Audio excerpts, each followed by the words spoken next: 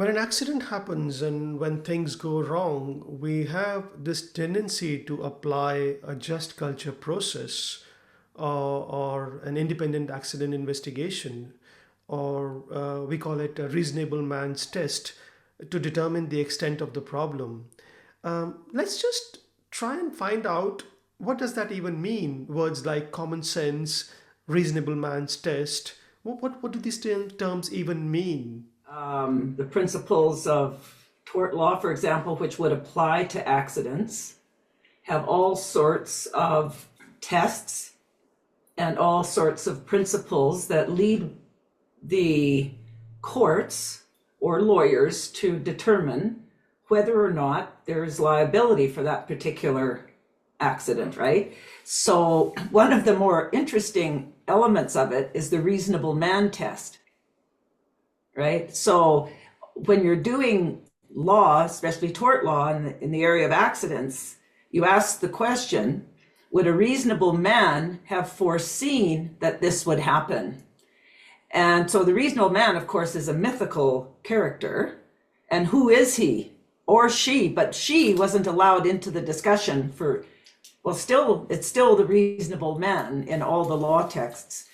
But so you use the reasonable man to figure out what would this, to use your example, person that's a Middle Eastern person, but the Middle Eastern factor doesn't come into the equation. So what would the reasonable man do? And that would be a reasonable man known to law. So he would be white, he would be British, he would be educated, he would be someone who thinks about his or her actions before they do them. They would think about other people and his or her impact on them if they do X, Y, and Z, as opposed to A, B, and C.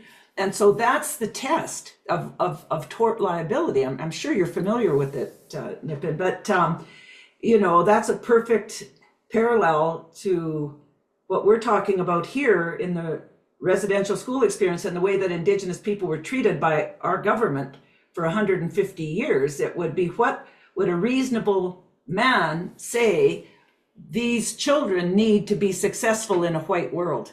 Oh, they would first of all cut their hair, they would take off those clothes that they've designed for themselves. They would no longer be nomadic. They would sit in a school and be taught by religious people the elements of Christianity, and they would come out the other end being successful white people. Well, that's not the way it works. You come out the other end with a lot of people suffering from tremendous psychological harm and dysfunction and memories that have harmed their psyche and their ability to relate to others and their ability to form families. I mean, it just goes on. And the damages that we were exposed to from the hundreds and hundreds of people, the thousands of people that came forward to make these claims, the harms were incredible when you sat down and talked to them about their lives, their physical and psychological harms, their loss of opportunity, their loss of income. All of those things were enormous and cost the government of Canada billions in compensation. But I mean, compensation was only one small factor of the reparations that were required. And whether or not in the long run they will change something is still yet to be known. But what the Truth Commission did, which was a collective remedy as opposed to individual, and that's the other thing about our legal system, it's all about individuals. It's not about people who think in terms of the collectivity, right? But the Truth Commission, the healing funds, the commemoration for those who had passed on, and all these elements of our settlement were very much collective remedies.